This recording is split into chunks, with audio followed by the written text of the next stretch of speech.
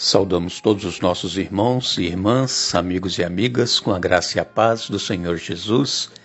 É muito bom podermos estar juntos mais uma vez para estudarmos a Bíblia. Ficamos agradecidos a Deus por Ele nos conceder este dia, estes momentos para estudar a Sua Palavra. Ficamos agradecidos por cada um de vocês que fazem parte aqui do canal Hora Tranquila. Todos vocês que nos acompanham todos os dias.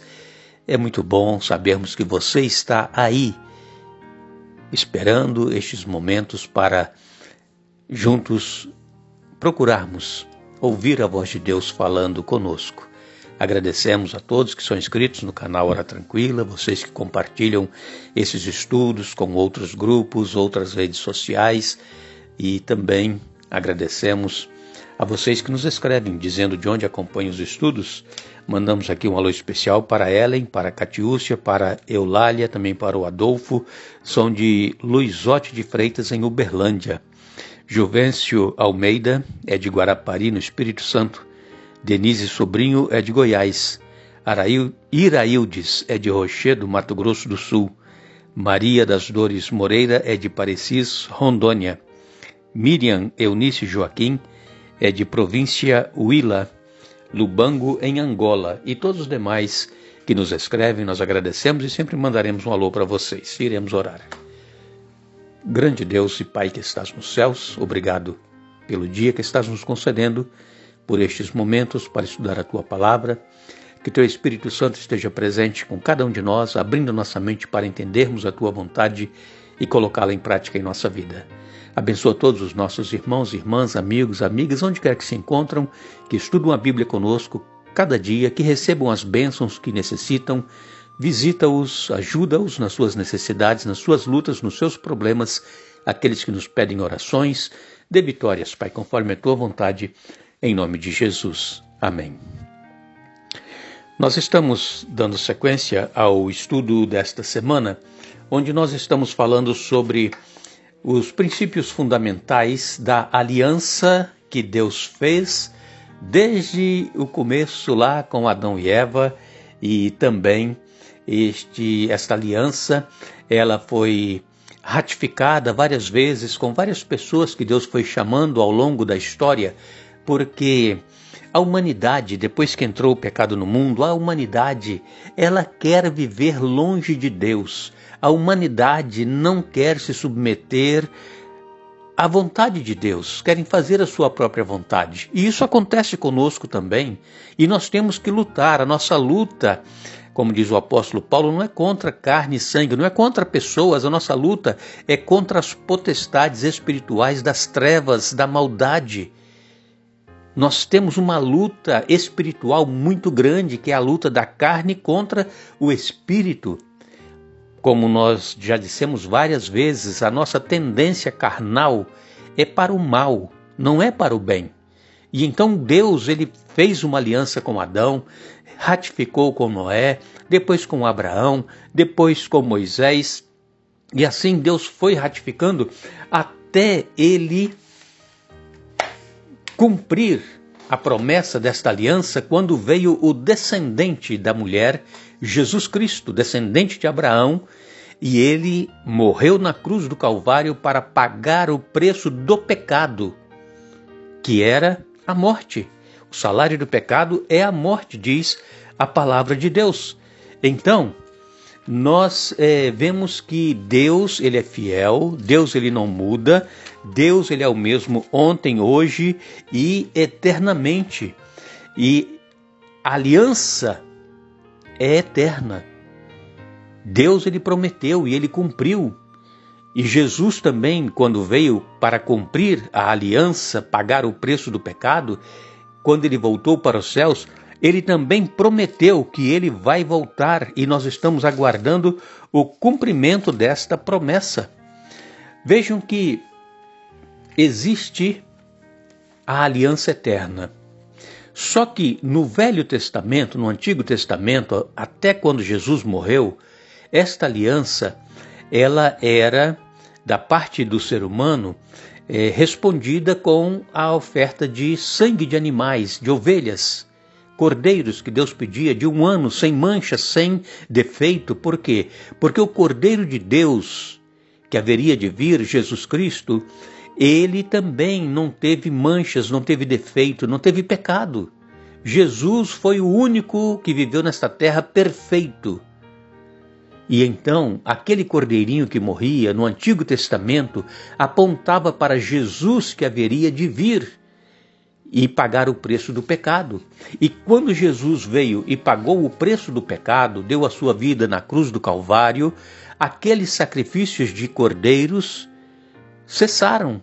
Não se era mais necessário e não é mais necessário morrer cordeirinhos, serem sacrificados para pagar o nosso pecado. E o sangue daqueles cordeiros também não pagavam. Aquele sangue era a esperança que cada ofertante e cada pecador que confessava os seus pecados sobre a cabeça daquele cordeirinho, era a esperança que eles tinham no Messias que haveria de vir. E é claro que a maioria deles que viveram no Antigo Testamento não viram o cumprimento desta promessa. Por quê? Porque Jesus ele veio 4.000 anos depois que entrou o pecado no mundo.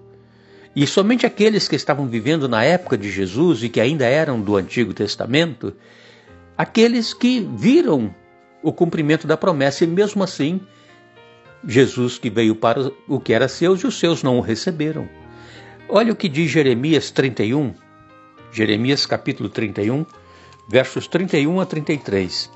Está chegando o dia, diz o Senhor, em que farei uma nova aliança com o povo de Israel e de Judá.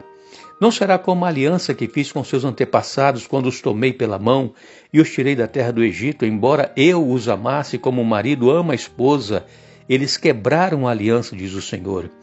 E esta é a nova aliança que farei com o povo de Israel depois daqueles dias, diz o Senhor. Porei minhas leis em sua mente e as escreverei em seu coração. Serei o seu Deus e eles serão o meu povo. Aqui está então Deus fazendo a promessa desta nova aliança. Eis que vem dias, está chegando o dia. E Deus, amigos e irmãos, Ele quer escrever em nossa mente, em nosso coração, as suas leis. Ela precisa ser guardada, observada no espírito e não na letra. Por quê? Porque no Antigo Testamento, os hebreus, eles se apegavam muito àquelas 2 tábuas que Deus havia dado lá no Monte Sinai. E aquelas 2 tábuas foram escritas pelo próprio dedo de Deus.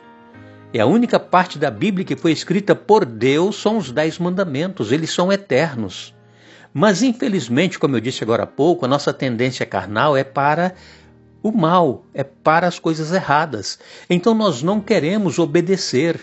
Agora, não adianta nada você dizer assim, olha, eu guardo o 4º mandamento. Eu vou ser salvo porque eu guardo o sábado. O sábado não salva ninguém. O que adianta você guardar o 4º mandamento, que a maioria dos cristãos dizem que foi abolido? O que adianta guardar o 4º mandamento se você quebra o 5º? Se você não honra seu pai e sua mãe? Ou se quebra o 6º, o mandamento, ou o 7º, que é não adulterarás? Ou adora imagens, ou tem ídolos, não é? Na música. Até mesmo dentro da igreja, música sacra, tem pessoas que adoram cantores evangélicos, que reverenciam pastores. Então isso é ter outros deuses diante de si. Irmão, só tem um que deve ser adorado, que é o Deus Criador dos céus e da terra, Deus Pai, Deus Filho, Deus Espírito Santo. Então Deus quer escrever em nosso coração a sua lei, imprimir em nossa mente. Não precisa sair dizendo por aí, porque eu guardo os mandamentos, eu estou salvo. Não, os atos cotidianos vão mostrar se você realmente está vivendo os princípios da lei de Deus em sua vida ou não. É como eu disse, não adianta você dizer, eu guardo esse mandamento. Os outros quebram, mas eu guardo. Mas está quebrando o 5º, 6º, ou o 10º, ou o 8º, não importa qual mandamento está quebrando. Então a lei de Deus, ela precisa ser escrita e impressa em nossa mente e em nosso coração.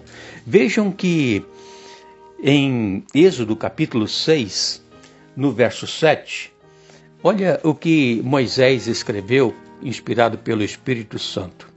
Eu os tomarei como meu povo e serei o seu Deus. Então vocês saberão que eu sou o Senhor, seu Deus, que os libertou da opressão no Egito. Então aqui Deus falando através de Moisés que tomaria como seu povo aqueles que ele havia chamado e seria o seu Deus.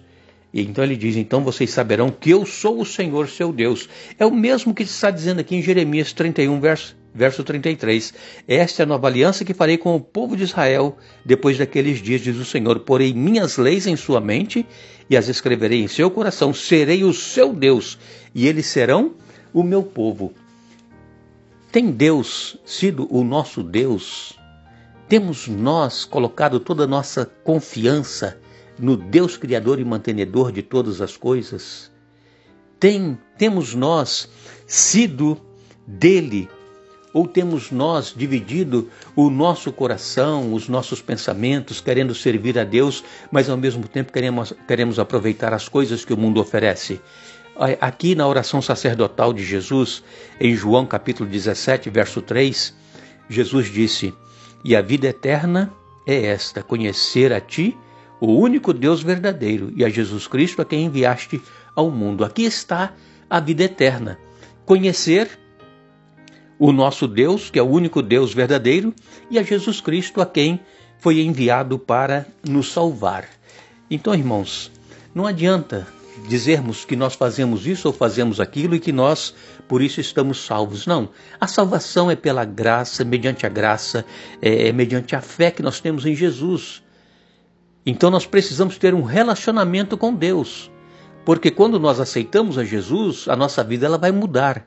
Então, dia a dia nós temos que caminhar com Jesus e deixar Ele imprimir em nossa mente, em nosso coração, as suas leis e fazermos a vontade dEle e não a nossa vontade em nossa vida. Isto é estar salvo em Jesus. Isto é o que o apóstolo Paulo disse lá em Romanos 8, verso 1. Agora nenhuma condenação há para os que estão em Cristo Jesus, que não andam segundo a carne, mas segundo o Espírito. Então é ser guiado pelo Espírito Santo. É nós sermos de Jesus e Ele ser nosso. É nós sermos do nosso Deus e Ele ser também nosso, o nosso Deus. Que Deus nos abençoe, que Deus nos ajude a entendermos esta nova aliança que é através do sangue de Jesus e que nós possamos viver este relacionamento de intimidade com Deus e com Jesus a cada dia de nossa vida. Estaremos novamente juntos amanhã, Deus assim nos permitindo, iremos concluir o estudo desta semana, mas não nos esqueçamos, farei com eles aliança eterna, jamais deixarei de lhes fazer o bem. Jeremias capítulo 32, verso 40. Que Deus nos abençoe.